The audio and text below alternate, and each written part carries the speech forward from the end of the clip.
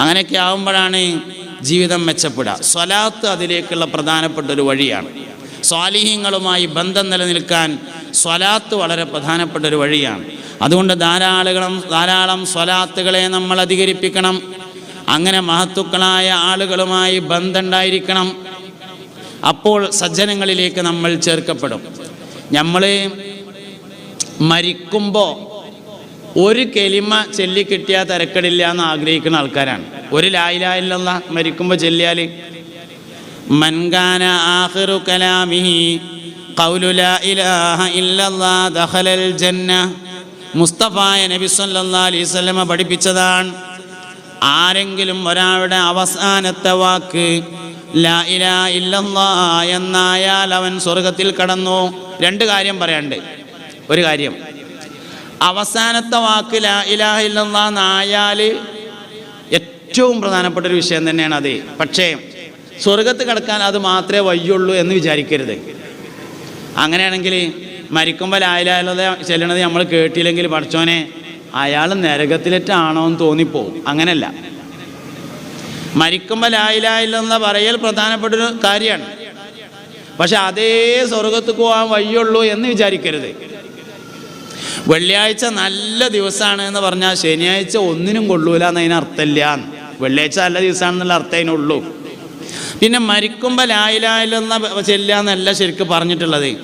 മൻ കാന ആഖിറു കലാമിഹി ഖൗലു ലാ ഇലാഹ ഇല്ലല്ലാഹ്, കലാമിൻ്റെ അവസാനത്തേത് ലാ ഇലാഹ ഇല്ലല്ലാഹ് ആവുക എന്നാണ്. മരിക്കുമ്പോൾ ലാ ഇലാഹ ഇല്ലല്ലാഹ് അല്ലല്ല. ഒരാൾ ലാ ഇലാഹ ഇല്ലല്ലാഹ് എന്നിങ്ങനെ ചെല്ലണതിൻ്റെ ഇടയിലാണ് മുണ്ടാതായി. പിന്നെ 3 മാസം കഴിഞ്ഞിട്ട് മരിച്ചു, എന്നാലും അവൻ്റെ അവസാനത്തെ വാക്ക് ലാ ഇലാഹ ഇല്ലല്ലാഹ് തന്നെയാണ്. പിന്നെ വേറൊന്നുണ്ട്, ലാ ഇലാഹ ഇല്ലല്ലാഹ് എന്ന് ചൊല്ലി ഉറങ്ങുന്നവൻ ഉറക്കത്തിലും ദാക്കിറാണ്. അതായത് ഉറങ്ങുന്നവൻ്റെ ഉളു ഉണരുമ്പോഴാണ് മുറിയണത്. ഒരാൾ ഒളു ഉണ്ടാക്കിയിട്ട് ഉറങ്ങി, എന്നാൽ അവന് ഉറക്കത്തിൽ ഒളുണ്ട്. ഓൻ്റെ ഒളു എപ്പോഴേ മുറിയുള്ളൂ? ഉണരുമ്പോൾ മുറി, അപ്പോൾ പോയിട്ട് വേറെ ഒളു ഉണ്ടാക്കണം. ഇങ്ങനെയാണ്. എന്നതുമാതിരി ഉറങ്ങുമ്പോൾ ഒരാൾ അവസാനം ലാ ഇലാഹ ഇല്ലല്ലാഹ് എന്ന് ചൊല്ലിയിട്ട് ഉറങ്ങിയാൽ അവൻ ഉറക്കത്തിലും ലാ ഇലാഹ ഇല്ലല്ലാഹിലാണുള്ളത്. ആ ഉറക്കത്തിൽ അവൻ മരണപ്പെട്ടാൽ അവസാനത്തെ വാക്ക് ലാ ഇലാഹ ഇല്ലല്ലാഹ് തന്നെയാണ്. ഉറക്കത്തിൽ പോയി എന്തേലും വിളിച്ചു പറഞ്ഞു എന്ന് കരുതിയിട്ട് അറിയാതെ വിളിച്ചു പറഞ്ഞതുകൊണ്ട് അവസാനത്തെ ലാ ഇലാഹ ഇല്ലല്ലാഹ് പോവില്ല. അപ്പോൾ 2 കാര്യങ്ങളെ മനസ്സിലാക്കുക. ഒന്ന്, അവസാനത്തെ വാക്ക് ലാ ഇലാഹ ഇല്ലല്ലാഹ് എന്നാകണം എന്നാണ് പറഞ്ഞത്. മരിക്കുമ്പോൾ ലാ ഇലാഹ ഇല്ലല്ലാഹ് എന്ന് ചെല്ലണം എന്നല്ല. പിന്നെയോ രണ്ടാമത്, സ്വർഗത്തിലേക്കുള്ള വളരെ പ്രധാനപ്പെട്ട ഒരു വഴിയാണത് എന്നുള്ളതിൽ തർക്കമൊന്നുമില്ല. അതേ സമയത്ത് മരിക്കുമ്പോൾ ലാ ഇലാഹ ഇല്ലല്ലാഹ് ചൊല്ലിയവർ മാത്രമേ സ്വർഗത്ത് പോകുള്ളൂ എന്നതിനില്ല, അല്ലാത്തവരും പോകും. വേറെയും ധാരാളം വഴിയുണ്ട്. ഏറ്റവും കൂടുതൽ വഴിയുള്ളതും സ്വർഗത്തേക്ക് തന്നെയാണ്. ഏറ്റവും കൂടുതൽ വഴിയുള്ളത് സ്വർഗത്തേക്കാണ്. വഴിയുള്ള എല്ലാ സ്ഥലത്തേക്കും എളുപ്പവഴി ഉണ്ടാവുന്നതാണ്. എല്ലാ വഴിയുള്ള സ്ഥലത്തേക്കും മാട്ടായക്ക് വഴി ഉണ്ടാവുകൊണ്ട് മാട്ടായക്ക് എളുപ്പവഴി ഉണ്ട്. ഞാൻ എളുപ്പവഴിക്കാണ് വന്നത്. വഴിയുള്ള എല്ലാ സ്ഥലത്തേക്കും എളുപ്പവഴി ഉണ്ടാവും. മദീനത്തേക്ക് വഴിയുണ്ട്, അതുകൊണ്ട് മദീനത്തേക്ക് എളുപ്പവഴി ഉണ്ട്. ഇങ്ങനെയാണ് വഴിയുള്ള എല്ലാ സ്ഥലത്തേക്കും. അതുകൊണ്ട് സ്വർഗത്തേക്ക് വഴിയുണ്ട്, അതുകൊണ്ട് തന്നെ സ്വർഗത്തേക്ക് എളുപ്പവഴി ഉണ്ടാവും. സ്വർഗത്തേക്കുള്ള ഏറ്റവും എളുപ്പമുള്ള വഴി ഉമ്മേട്ടോ. വളരെ എളുപ്പമുള്ള വഴി ഉമ്മയാണ്. അത്ര എളുപ്പം വേറൊരു വഴിയും ഉണ്ടാവില്ല. ഏറ്റവും എളുപ്പമുള്ള വഴി ഉമ്മയാണ്. ഉമ്മാൻ്റെ തൃപ്തി ഒരാൾ നേടിയാൽ അവൻ സ്വർഗത്തിൽ പോകും. അപ്പോൾ അതുകൊണ്ട് മുഅ്മിനീങ്ങളെ, ആഗ്രഹങ്ങളാണ് നമ്മളെ നന്മയിലേക്ക് എത്തിക്കുന്നത്. ആഗ്രഹിക്കാൻ കഴിയണം. സ്വാലിഹീങ്ങളുമായുള്ള അടുപ്പത്തെയും ബന്ധത്തെയും നിലനിർത്തണം. അതിനാണ് സ്വാലിഹീങ്ങളുടെ മനാഖിബുകളെ നമ്മൾ പറയുന്നത് എന്നോർക്കണം. മുത്തഖീങ്ങളാവാൻ വേണ്ടി നമ്മൾ പരിശ്രമിക്കണം. എല്ലാ കാലത്തും മുത്തഖീങ്ങളുണ്ടാവും. 4 മുത്തഖീങ്ങളുടെ പേര് എല്ലാ വെള്ളിയാഴ്ചയും മുടങ്ങാതെ ഇമാമ് പറയും. ഇന്നും വെള്ളിയാഴ്ചയായിരുന്നു. എല്ലാ വെള്ളിയാഴ്ച പള്ളിയിൽ ചെന്നാലും ഖത്തീബ് 4 മുത്തഖീങ്ങളുടെ പേര് മുടങ്ങാതെ പറയും. എല്ലാ വെള്ളിയാഴ്ചയും പറയും. സയ്യിദുനാ അബൂബക്കർ സിദ്ദീഖ്, ഒരു മുത്തഖിയായ മനുഷ്യൻ. സയ്യിദുനാ ഉമർ ഇബ്നുൽ ഖത്താബ്, സയ്യിദുനാ ഉസ്മാൻ ഇബ്നു അഫ്ഫാൻ, സയ്യിദുനാ അലി ഇബ്നു അബീ ത്വാലിബ് റളിയല്ലാഹു അൻഹും. 4 മഹാന്മാർ എല്ലാ വെള്ളിയാഴ്ചയും പറയും. ഓരോ വെള്ളിയാഴ്ചയും ഇമാമ് ഈ പേര് പറയുമ്പോൾ അവരുടെ ജീവിതത്തിൽ എന്തെങ്കിലും ഒരു ചരിത്രം നമ്മുടെ കൽബിലേക്ക് വരണം. അതിനാണ് സ്വാലിഹീങ്ങളുടെ മനാഖിബുകൾ ദിക്റായി മാറുക എന്ന് പറയുന്നത്. അബൂബക്കർ സിദ്ദീഖ് റളിയല്ലാഹു അൻഹുവിൻ്റെ പേര് ഇമാം ഇങ്ങനെ പറയുമ്പോൾ റളിയല്ലാഹു അൻഹു എന്ന് ഉറക്കെ പറയുന്നതിൻ്റെ കൂടെ സിദ്ദീഖ് റളിയല്ലാഹു അൻഹു നമ്മളെ കൽബിക്ക് വരണം. ഈ ഉമ്മത്തിലെ ഏറ്റവും ഈമാനുള്ള മനുഷ്യനാണ് സയ്യിദുനാ അബൂബക്കർ സിദ്ദീഖ് റളിയല്ലാഹു അൻഹു. ഈ ഉമ്മത്തിലെ ഏറ്റവും ഈമാനുള്ള മനുഷ്യൻ. ഒരു ദിവസം നബി സല്ലല്ലാഹു അലൈഹി വസല്ലമ തങ്ങൾ യുദ്ധത്തിന് പോകാൻ വേണ്ടി ഫണ്ട് ഉണ്ടാക്കാൻ വേണ്ടി വയലു പറയാണ്. യുദ്ധത്തിന് പോകാൻ വേണ്ടി പൈസ ഉണ്ടാക്കാൻ വയലു പറയാണ്. അങ്ങനെ വയലു പറഞ്ഞിട്ട് പറഞ്ഞു, എല്ലാവരും പെരയിൽ പോയിട്ട് എന്താ പെരയിൽ ഉള്ളയിച്ചാൽ ഉള്ളതിനനുസരിച്ച് കൊണ്ടുവരികയായിരുന്നു. അങ്ങനെ പോയി നോക്കുമ്പോൾ സിദ്ദീഖ് റളിയല്ലാഹുവിൻ്റെ പെരയിൽ ചെറിയ ചില്ലറ പൈസ എന്തുകൊണ്ട് മുപ്പരെടുത്ത് ഇങ്ങനെ വന്നു. ഉസ്മാൻ റളിയല്ലാഹുവിൻ്റെ വീട്ടിൽ ചെന്ന് നോക്കുമ്പോൾ 14,000 ദിർഹംസ് ഉണ്ട്. മൂപ്പരതിൻ്റെ നേരെ പകുതി 7,000 ദിർഹംസ് എടുത്തുകൊണ്ട് മൂപ്പര് വന്നു. മുസ്തഫ നബി സല്ലല്ലാഹു അലൈഹി വസല്ലം ചോദിച്ചു, ഉസ്മാനെ നിങ്ങളെന്താ കൊടുക്കുന്നതെന്ന് ചോദിച്ചു. അതിൽ മുസ്തഫ റളിയല്ലാഹു പറഞ്ഞു, നബിയെ ഞാൻ 7,000 ദിർഹംസ് കൊണ്ടുവന്നിട്ടുണ്ട് പറഞ്ഞു. അതിൽ മേടിച്ചിട്ട് പറഞ്ഞു, അള്ളാഹുവേ ഉസ്മാന് തന്നതിലും തരാതെ വീട്ടിൽ വെച്ചതിലും നീ ബർക്കത്ത് ചെയ്യണേ എന്നതായിരുന്നു. സിദ്ദീഖ് തങ്ങളൊക്കെ ഉണ്ട്. സിദ്ദീഖ് റളിയല്ലാഹു അൻഹു ചോദിച്ചു, നിങ്ങളെന്തേ കൊടുന്നതെന്ന് ചോദിച്ചു. അതിൽ പറഞ്ഞു, നബിയെ അവിടെ പെരയിലാകെ ചില്ലറ പൈസ ഉള്ളത്, ഞാൻ അത് കൊടുത്തിട്ടുണ്ട് പറഞ്ഞു. അപ്പം നബി തങ്ങൾ ചോദിച്ചു, അബൂബക്കറെ പെരയിൽ ഇനി ഭാര്യക്കും മക്കൾക്കും എന്താ ബാക്കിയുള്ളതെന്ന് ചോദിച്ചു. അപ്പോൾ പറഞ്ഞു, ഇതിനേക്കാൾ ഹൈറായതുണ്ട് പറഞ്ഞു. അപ്പം നബി തങ്ങൾ ചോദിച്ചു, അല്ല അബൂബക്കറെ ഇതിനേക്കാൾ ഹൈറായ എന്താണ് പെരയിലുള്ളതെന്ന് ചോദിച്ചു. അപ്പോൾ പറഞ്ഞു, അല്ലാഹുവിൻ്റെ റസൂലേ, അബൂബക്കർ സിദ്ദീഖിൻ്റെ വീട്ടിൽ ഇതിനേക്കാൾ ഹൈറായിട്ട് ഇനി ഉള്ളത് അള്ളാഹും അള്ളാഹുവിൻ്റെ റസൂലുമാകുന്നു എന്ന് പറഞ്ഞു. അള്ളാഹിൻ്റെ റസൂലാണ് പെരയിലുള്ളത് പറഞ്ഞു. എന്തായാലും കുടിപ്പിച്ചിട്ടേ അടങ്ങുള്ളൂ എന്ന് തോന്നുന്നുണ്ട്. കുടിക്കുക. ബിസ്മില്ലാഹിർ റഹ്മാനിർ റഹീം. ഇതങ്ങനെ ഇടക്ക് കിട്ടണമെങ്കിൽ വയലറിന് മൂല്യരാവണം. പൂതിയച്ചോളി മൂല്യന്മാരെ മുത്തല്ലിമീങ്ങൾ പൂതിയച്ചാൽ നേടാത്തൊന്നുമില്ല എന്നല്ല പറഞ്ഞേ. അതുകൊണ്ട് മുത്തല്ലിമീങ്ങളൊക്കെ പൂതിയച്ചോളി പൂതിയച്ച എന്തോന്ന് നേടും. ഞാൻ പൂതിയച്ചിട്ട് കിട്ടിയ തന്നെയാണ്.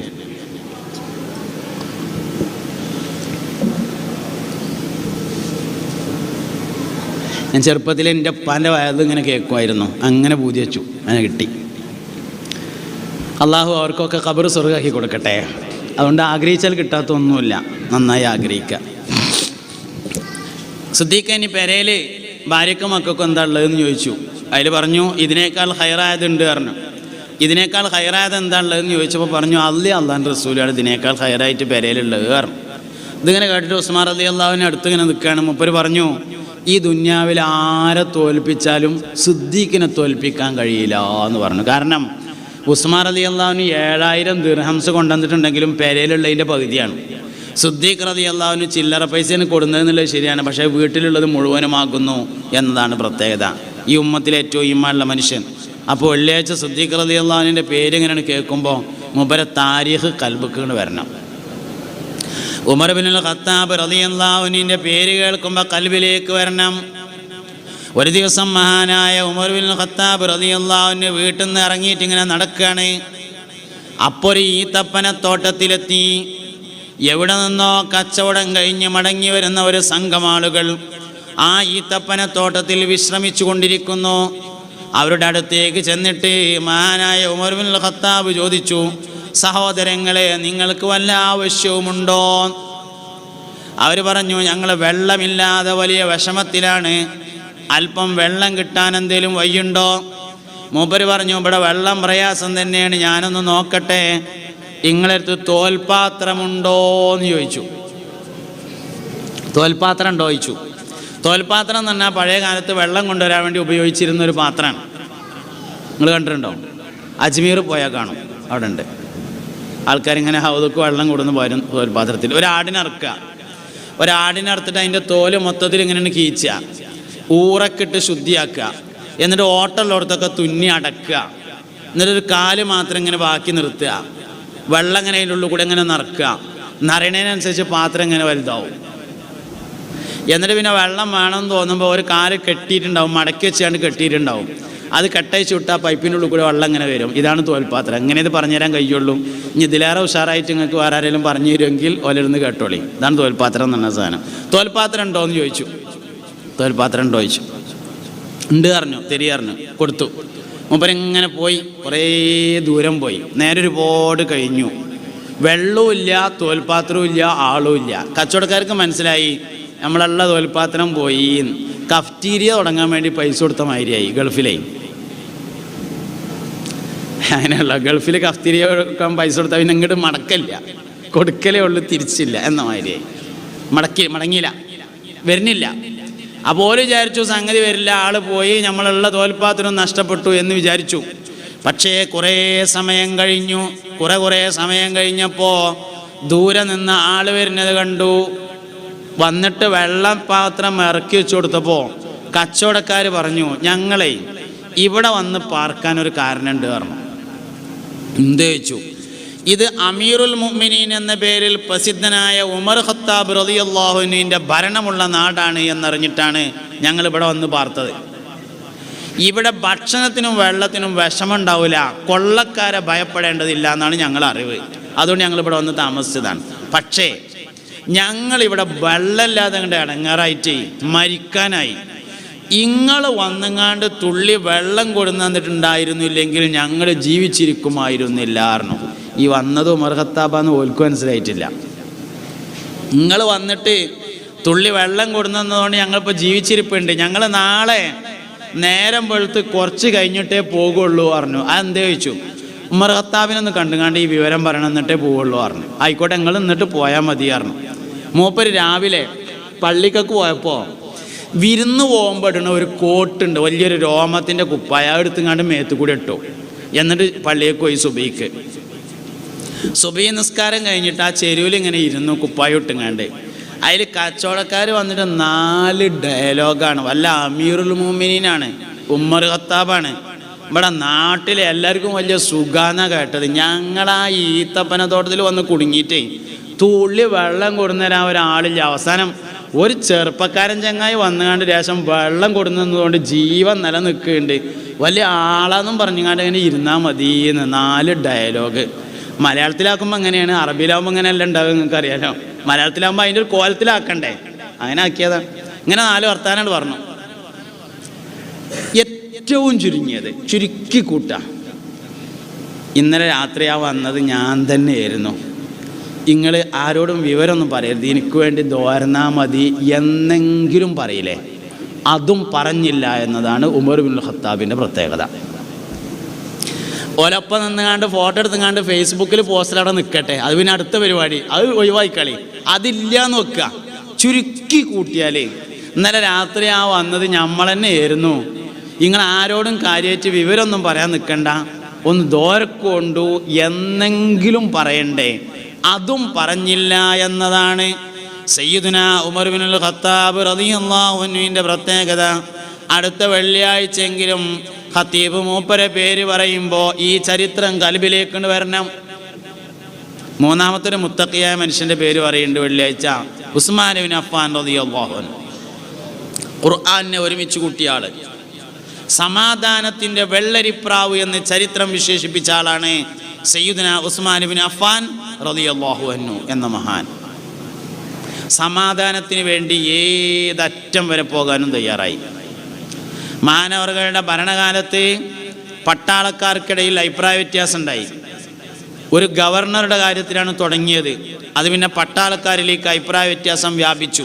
അങ്ങനെ ഗവർണറെ വിചാരണ നടത്താതെ പുറത്താക്കണം എന്ന് അവർ വാദിച്ചു.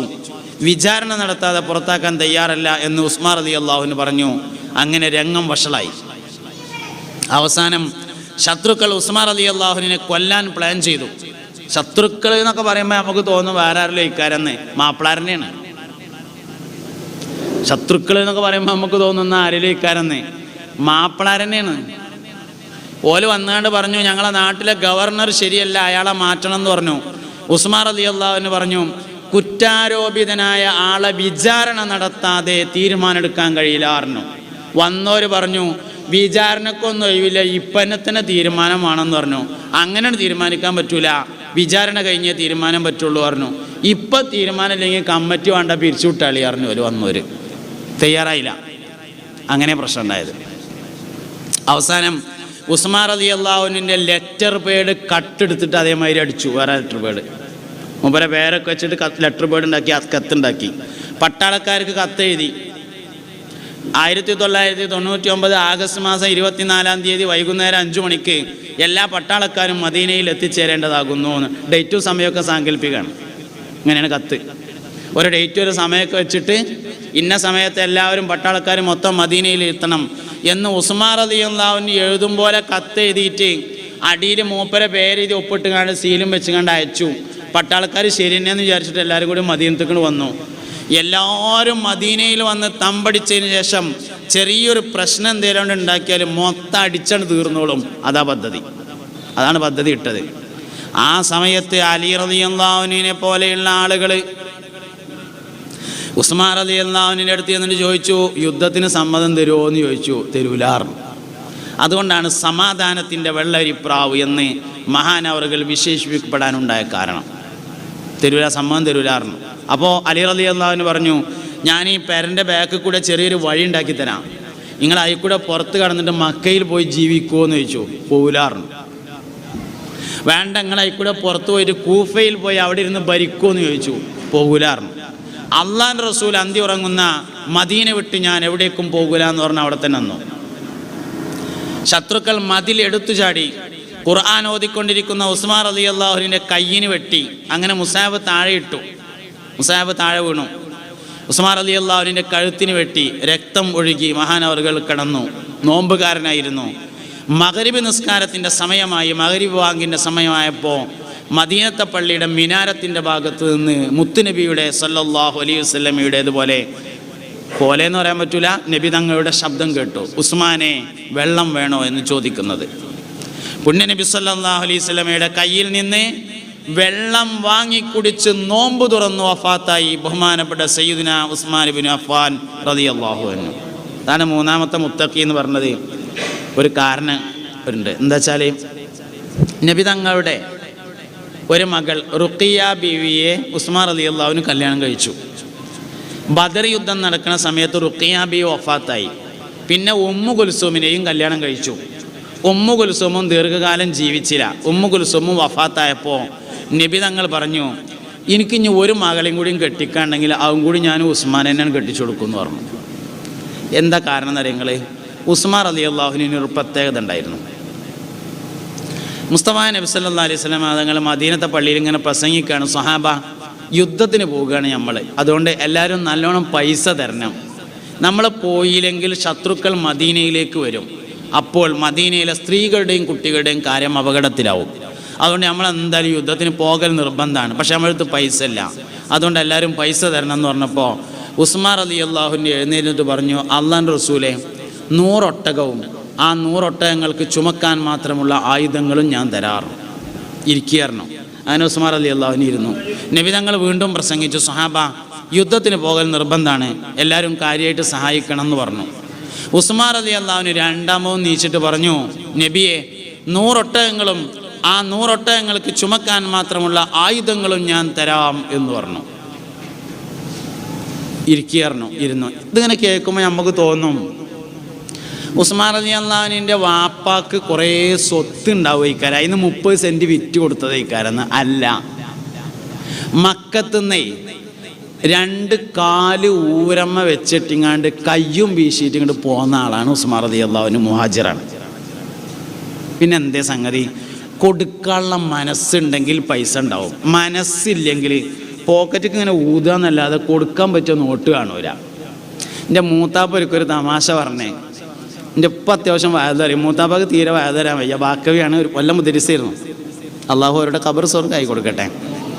മൂത്താപ്പൊരിച്ചൊരു തമാശ പറഞ്ഞു, ഖുർആൻ മൊത്തം തിരഞ്ഞിട്ടും വയതറിയാൻ പറ്റിയൊരു ആയത്ത് കിട്ടിയില്ല എന്ന് പറഞ്ഞു. എന്ന മാതിരി ദാനശീലം ഇല്ലെങ്കിൽ പോക്കറ്റിക്ക് ഊതുക എന്നല്ലാതെ കൊടുക്കാൻ പറ്റിയൊരു നോട്ടാണ് കാണൂല. അതേ സമയത്ത് ദാനശീലം ഒരാൾക്കുണ്ടെങ്കിൽ കിട്ടുന്നതൊക്കെ കൊടുക്കാൻ പറ്റിയതേക്കാരം. അതാണ് വ്യത്യാസം. ഇത് ഉസ്മാൻ റളിയല്ലാഹു അൻഹു ഉണ്ടായിരുന്നു എന്നതാണ്. പെൺകുട്ടിയൊക്കെ കല്യാണം ആലോചിക്കുമ്പോൾ ആദ്യം ആലോചിക്കേണ്ടത് ദാനശീലം ഉള്ള ആളാണോ അല്ലയോ എന്നാണ്. ദാനശീലം ഉണ്ടോ ഇല്ലയെന്ന് എങ്ങനെ മനസ്സിലാകുക? അതിന് അടയാളങ്ങളൊക്കെ കുറേ ഉണ്ട്. ഇപ്പം അങ്ങനെ പരസ്യമായിട്ട് പറയാൻ പറ്റില്ല. അതാണ് അടയാളമുണ്ട്. അതൊക്കെ നമ്മൾ പെരേക്ക് ചെന്നാൽ തന്നെ മനസ്സിലാവും ദാനശീലം ഉള്ള ആളാണോ ഇല്ലാത്ത ആളാണോ എന്നൊക്കെ. ഏത് പെരെ ചെന്നാലും മനസ്സിലാവും. അപ്പോൾ ഉസ്മാൻ റളിയല്ലാഹു അൻഹു, അപ്പോൾ നബി തങ്ങൾ പറഞ്ഞു, റുഖിയ ഉമ്മു കുൽസൂം വഫാത്തായപ്പോൾ എനിക്കിനി ഒരു മോളെയും കൂടിയും കെട്ടിക്കാണ്ടെങ്കിൽ അതും കൂടി ഞാൻ ഉസ്മാന് തന്നെ കെട്ടിച്ചു കൊടുക്കുമായിരുന്നു എന്ന് പറഞ്ഞു. ഇതാണ് മൂന്നാമത്തെ മുത്തക്കിയായ മനുഷ്യൻ. നാലാമത് ഖത്തീബ് ഒരു മുത്തക്കിയും കൂടിയും പറയും, സയ്യിദുനാ അലി ഇബ്നു അബീ ത്വാലിബ് റളിയല്ലാഹു അൻഹു. നന്നേ ചെറുപ്പം മുതൽ മുസ്തഫ നബി സല്ലല്ലാഹു അലൈഹി വസല്ലമയോടൊപ്പം സഹവസിച്ച ആൾ. ഞാൻ ഇൽമിൻ്റെ പട്ടണവും അലി അതിലേക്കുള്ള വാതിലുമാണ് എന്ന് പുണ്യനബി സല്ലല്ലാഹു അലൈഹി വസല്ലമ തങ്ങൾ വിശേഷിപ്പിച്ച ആൾ. ഇങ്ങനെ അതുകൊണ്ട് സ്വാലിഹീങ്ങൾ, മുത്തഖീങ്ങൾ, സജ്ജനങ്ങൾ എന്നിവരെക്കുറിച്ച് പറയുന്നത് അവരുടെ ജീവിതം നമ്മുടെ ജീവിതത്തിന് സന്ദേശമാവാൻ വേണ്ടിയും അവരെപ്പോലെ ആകാനുള്ള ആഗ്രഹമുണ്ടായിത്തീരുന്നതിന് വേണ്ടിയുമാണ്. അങ്ങനെയുള്ള ഒരു നല്ല മനസ്സ് അള്ളാഹു നമുക്കെല്ലാം പ്രദാനം ചെയ്യട്ടെ. ആമീൻ എന്ന് വളരെ ആത്മാർത്ഥമായി ദുആ ചെയ്യുന്നു. ദീർഘിച്ച് സംസാരിക്കുന്നില്ല, ഞാൻ അവസാനിപ്പിക്കുകയാണ്. നിങ്ങൾ ബക്കറ്റിലൊക്കെ എല്ലാവരും സഹായിച്ചു എന്നാണ് ഞാൻ മനസ്സിലാക്കുന്നത്. വല്ലാതൊന്നും കൊടുക്കുന്നത് കണ്ടിട്ടില്ല. എന്തായാലും ഇനി നാളെയും മറ്റന്നാളൊക്കെ പരിപാടി ഉണ്ടല്ലോ, അപ്പോൾ എല്ലാവരും കാര്യമായിട്ട് സഹായിച്ച് സംഘാടകരെ നിരാശപ്പെടുത്താത്ത തരത്തിൽ കാര്യങ്ങൾ കൈകാര്യം ചെയ്യണം എന്ന് വളരെ വിനീതമായി അഭ്യർത്ഥിക്കുന്നു, അപേക്ഷിക്കുന്നു. അല്ലാഹു സുബ്ഹാനഹു വ തആല മഹാനായ ഷെയ്ഖുനായുടെ മദദ് ഫൈലാനിലെ നമ്മളിലേക്ക് വർഷിപ്പിച്ചു തരട്ടെ. എന്തായാലും അഹ്ലുൽ ഇൽമിൻ്റെയും അഹ്ലുൽ മഅരിഫത്തിൻ്റെയും ഇടയിൽ വളരെ വലിയ നിലയിൽ ചർച്ച ചെയ്യപ്പെട്ടിട്ടുള്ള ഒരാളാണ് മഹാനായ ഷെയ്ഖുന അവറുകൾ. അതുകൊണ്ട് തന്നെ വലിയ ദറജ മഹാനവറുകൾക്കുണ്ട് എന്നാണ് നമ്മുടെ പരിമിതമായ ഇൽമുകൾ കൊണ്ട് നമുക്ക് മനസ്സിലാകുന്നത്. അല്ലാഹു റബ്ബുൽ ഇസ്സത്ത് ആ മഹാനുഭാവൻ്റെ കൂടെ നമ്മളെ സ്വർഗത്തിൽ ഒരുമിച്ച് കൂട്ടി തരട്ടെ. ആമീൻ.